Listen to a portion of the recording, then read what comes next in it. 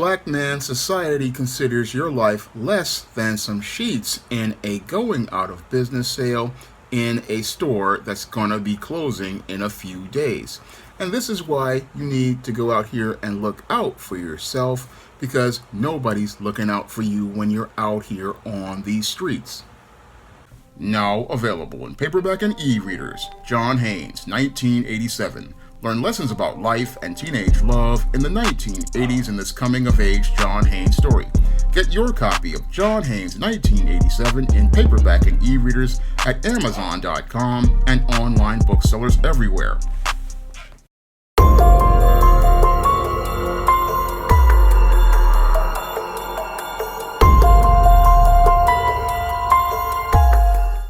Chicago District Attorney Kim Foxx has decided to drop all charges against Carlisha Hood and her 14-year-old son. Now, a week ago, 35-year-old Carlisha Hood and her son were the center of a viral video where they were having a confrontation with 32-year-old Jeremy Brown. Now, according to reports, Carlisha Hood and her son had driven to this restaurant on the far side of the south side of Chicago, and as they came into this restaurant and placed their order, they allegedly ran into 32-year-old Jeremy Brown and his girlfriend. And as Carlisha Hood had an argument with 32-year-old Jeremy Brown, according to some alleged reports, as Jeremy Brown's girlfriend was allegedly laughing about the situation. According to one report, it states that Carlisha Hood was texting her son as she was arguing with Jeremy Brown, and according to now newer reports, they are alleging that the 14-year-old boy allegedly heard the argument and was darting in and out of the restaurant. And as this argument was allegedly going on, this is where Jeremy Brown is seen in a viral video exploding in his anger and getting more and more loud and argumentative. And as he was getting more loud and argumentative, he then started to escalate his anger and eventually wound up exploding in a rage. And as he exploded in a rage, he then looked to physically assault Carlisha Hood by punching her in the head 3 times in the viral video. And this is where her 14-year-old son then allegedly fired a shot at Jeremy Brown, winding up shooting him in the back. And as he fled the scene, this is where the 14-year-old boy allegedly looked to shoot and kill Jeremy Brown.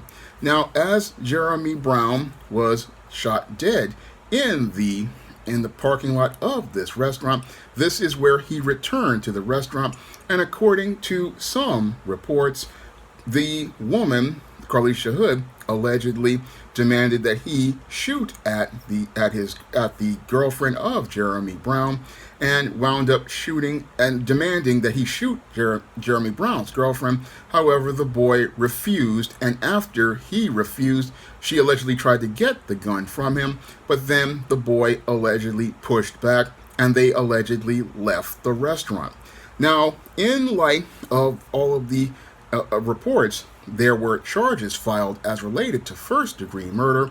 However, the Chicago prosecutor Kim Foxx has decided to drop all charges, and I have to believe that there is something suspect here as related to dropping these charges, because even though Kim Foxx says that there is no way that it could prove first-degree murder, I can look at a lot of this evidence and possibly see a case for possible first-degree murder or even manslaughter based upon the facts of the case. And I believe the only reason why Kim Foxx is looking to drop all of these charges is because in our gynocentric system, many people out here don't want to hold women accountable for their criminal actions, and they want to look for an excuse to give women a pass for their irresponsible, reckless, and egregious behaviors.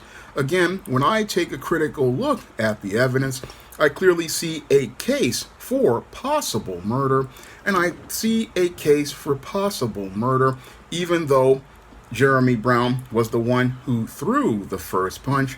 That I believe that there was a possible case for a first-degree murder, because if, according to one report, we see this woman making text to her son as related to this situation, this sets up intent, this sets up malice aforethought, and it shows possible intent to kill, because if an individual goes out here and is sending text messages to her son, she is basically looking to weaponize that son who has this firearm, which this woman has a concealed carry permit for, and this basically sets up hard evidence as related to a timeline, as related to a murder in either the first or the second degree, as related to this incident. And that's basically what I'm seeing as related to the timeline, because as related to the planning of the death of this individual, Jeremy Brown, and I can definitely see a case as related to a murder charge, because if he, after the boy shot Jeremy Brown in the back, this was a case where if he continued to, after he fled the scene, continued to shoot, this shows again a case of murder, because you don't go out here and continue shooting at an individual once they have fled the scene. That's a red flag for me, again, based on the evidence presented in the earlier reports. And even in the later reports, I clearly see a case for manslaughter, because again, this was during a heated argument, and this boy basically coming in with this weapon looked to go out here, and he wasn't looking to defend his mother, because it stopped being self-defense, because if this was about self-defense, he would not be using a gun in a fist fight. He would be looking to use hands to restrain this individual. And again, looking at this case, it's excessive force as related to using guns on a man attacking a woman. And again, I look at the evidence here and I see a case for some charges to be filed. Moreover, when I look at this overall case of what happened here with Jeremy Brown, I also clearly see a case for attempted murder as well, because if there was alleged reports of this woman after the shooting of Jeremy Brown, the son coming into the restaurant again, and the mother demanding that the other woman be shot, that is a case of attempted murder.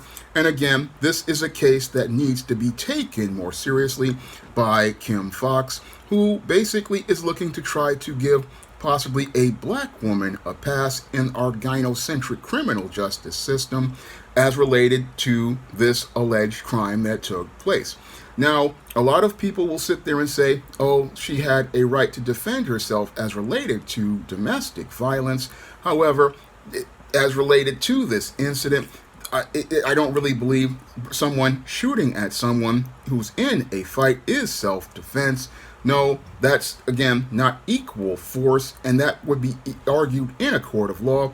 Unfortunately, because the prosecutor wants to go out here and continue with the covert contract that women have, what she wants to do is give a pass to a woman who was acting ratchet and give her a pass so that she could get a pass. And again, this is what I believe is happening as related to dropping these charges.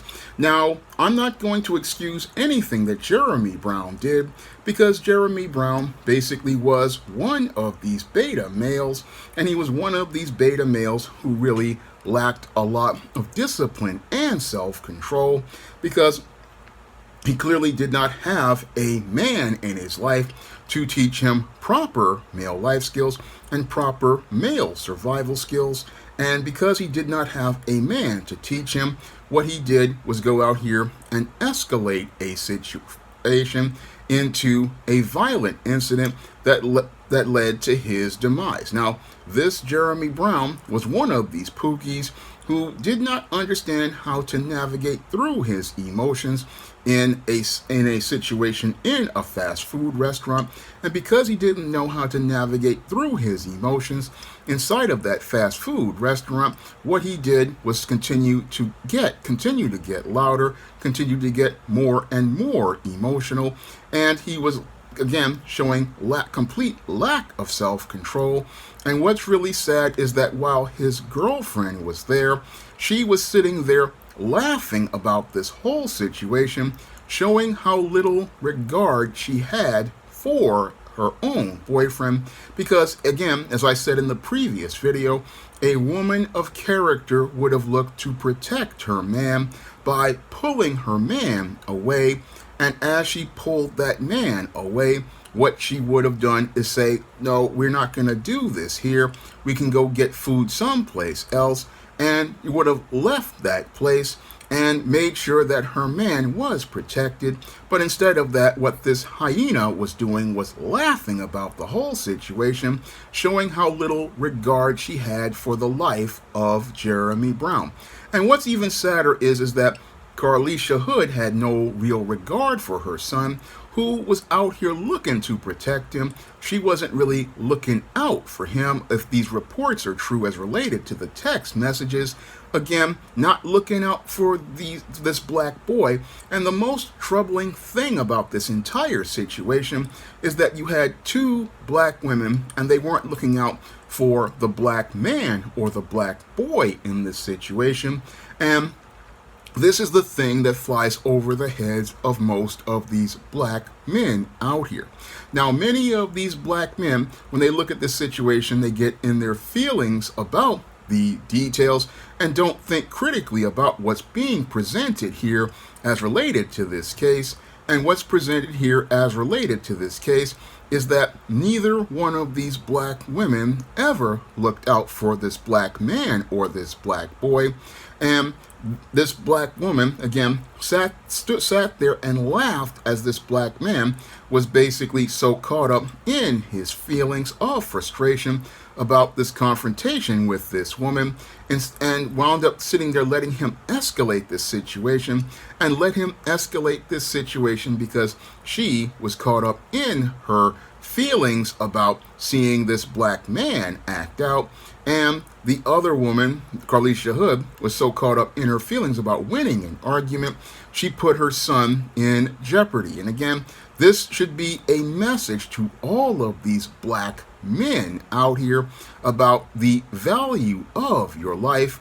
I mean, this case basically shows me how little value a black man's life has in this country. I mean, the only situation that's just as bad as this one was the racial profiling incident among those alphabet black men who went to Bed Bath & Beyond a couple of days ago, and those black men sadly found out that their lives had less value than merchandise in a store that was going out of business. That the people in that store considered the merchandise in a store that is basically liquidating merchandise that has already been marked down and sold and listed in bankruptcy court. I mean, this stuff is absolutely worthless to anyone, but it has more value than the life of a black man. And this whole situation that took place in that fast food restaurant on the far south side of Chicago also showed how little value a black man's life has, because here is a woman who went out here and sent out her son to go out here and take this man's life. And again, this man, because he had no critical thinking skills, basically walked into a situation where he basically put his whole life in jeopardy, all because he was caught up in his feelings. And now he won't be able to get any sort of justice because the gynocentric prosecutor looks to give this black woman and her son a complete pass. And again, this whole case should make every black man out here really think as related to how they carry and conduct themselves as they move in these streets.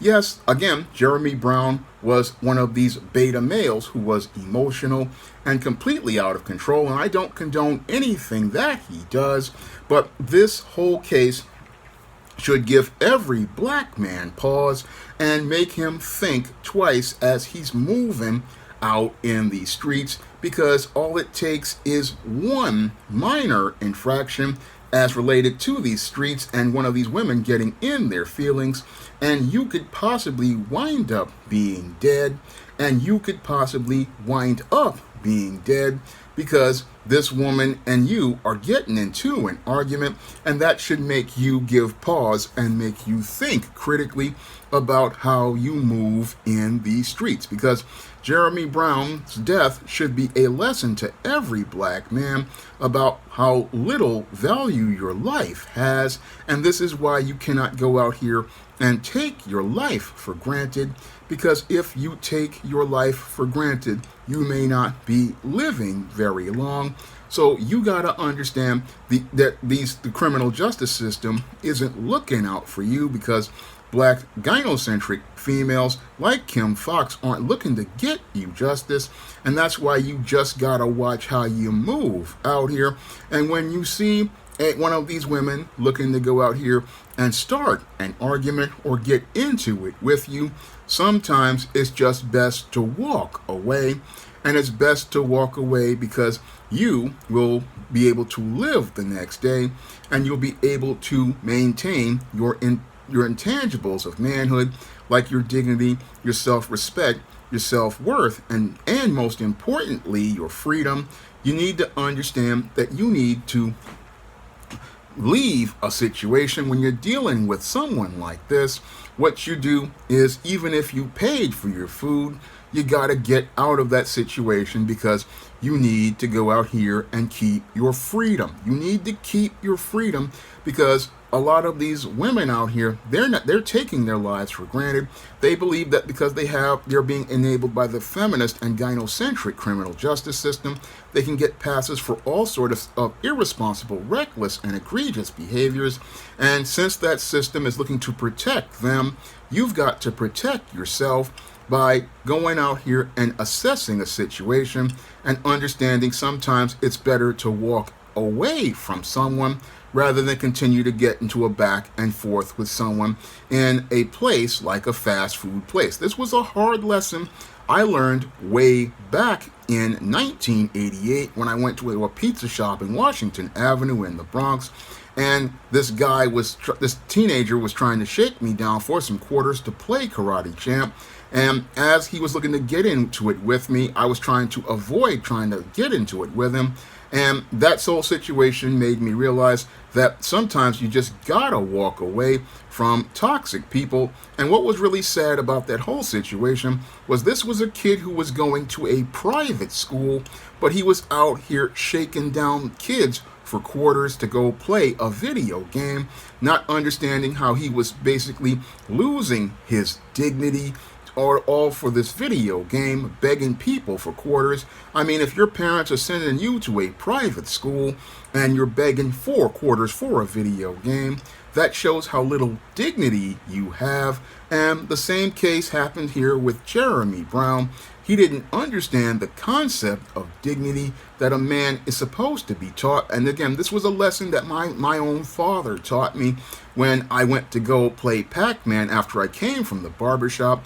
This was a lesson I learned from him. We stopped off, we were walking down 149th Street after we walked over the 145th Street Bridge, and he took me to play Super Pac-Man. I played a game or two, and after I lost that game, he and I just left, and I understood, okay, I played my quarter, I lost the game, and I need to walk out because I lost. And again, he taught me a lesson about dignity that day. And again, this is what happens when you have a father in your life. He teaches you lessons about manhood, and again, you don't think much of it when you're little, but when you get older, you start to understand concepts like dignity. And again, Jeremy Brown didn't understand this, and this is why he was getting emotional in that restaurant, getting into it with this woman, when the only thing that you would do that's gonna protect you is get out of that situation. And again, you get out even if your woman is sitting up there laughing at you.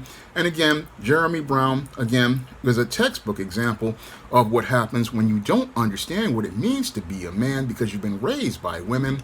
And what happens is you walk into situations where you put your life in jeopardy with these women who have no respect or regard for you. And that's sadly what happened with Jeremy Brown, who was had his life taken by a son husband, and this son husband doesn't even understand that he was a pawn on the table for his mother, getting in his feelings, trying to again protect a mother, when in this case neither of these women looked to protect him at all. Again, we got one woman laughing about her man who's getting into it with another woman. You got the son here looking to protect a mother who wasn't looking to protect him by doing what any good mother would do. Any good mother doesn't sit there and continue to argue with a man. She walks out of a place, especially in a lot of these places, like I've been in Chinese restaurants and places like that. If I haven't paid any money, I'm leaving. And even if I pay money, I'm leaving, because I would rather leave with my dignity and my life than continue to stay in a situation with an individual like this. And again, I look at this situation and when I look at the prosecutors here, I don't really see how they meted out justice. I don't like this guy at all as related to his behavior, but the actions here, again, were, as I see it, as related to force, were excessive, because the whole continuing to shoot at this individual, that's murder right there, because if he's fleeing and you continue to shoot, it's murder. And if somebody is threatening to kill other people, that's again attempted murder. And it really shows me again how our gynocentric criminal justice system gives women passes, doesn't hold them accountable. And that's the saddest part about this situation, which should give every black man out here pause. Every black man out here needs to understand you are on your own. You need to look out for yourself when you're moving in these streets. You need to look out for your freedom and your safety, because it's clear that many of the women you are with are not looking out for you. No, what this whole case basically shows me to every black man out here. You are on your own. You need to look out for yourself. You need to watch how you move in these streets. And when you see a woman who is laughing at you as you are upset and frustrated, that's not a woman who loves you. That's not a woman who cares about you. That's not a woman who's looking to protect you. And I am very grateful for the brother of Logic and Common Sense to talk about that in one of his classic videos, because I saw many a black man lose his life and his freedom, all because he was out here and his woman didn't think about protecting him at all. And again, women will look for the man for protection, but don't understand it's your job to protect a man. If he's upset, get him out of there, because if you don't get him out of there, he's going to get himself jammed up. And again, you have to understand as a man to assess a situation and look out for yourself. This is something I had to learn to do when I was in crazy places that are Arkham certified, like IS 148 and Park West High School. You got to look out for yourself, because these guys aren't looking out for you, and you got to keep your eyes and your head on a swivel. So when you see people like this coming, you better start going, because you staying there may be the difference between life and death. And this is something many young black men don't get, like Jeremy Brown, because there's no man to sit there and teach them. And sadly, because this man was not thinking critically, he wound up losing his life, and now he won't get any sort of justice. And this is where I have to ask, where is Black Lives Matter? Where are all of the marchers and protesters? Again, there's no action as related to the death of this man. Yes, he may have possibly brought it on himself, But the whole thing is that this whole situation shows every black man out here, you are on your own, and you need to look out for yourself as you're out here on these streets. Now, if you want to learn more about what leads to many beta males like Jeremy Brown getting emotional like they do, you can pick up my book, The Man Crisis, on Amazon.com in paperback and Kindle format. You can also find The Man Crisis at other online booksellers like Smashwords, the iBookstore, Google Play, and Barnes & Noble. And if you want to see me make more videos about situations like this and try to help men avoid situations like this, you can send a donation to the Patreon, the PayPal, or the Cash App by clicking the links in the description box. That's all I have to say for this video. You can comment, rate, and subscribe. Now available for the first time in paperback, Why 70% of Black Women Are Single. Learn all the reasons why so many black women can't find a husband and why 70% of black women are single. Get your copy of Why 70% of Black Women Are Single on Amazon.com today. Support black-owned and black-operated digital broadcast media. www.niceradionetwork.com. Nice Radio Network, broadcasting 24 hours a day, 7 days a week.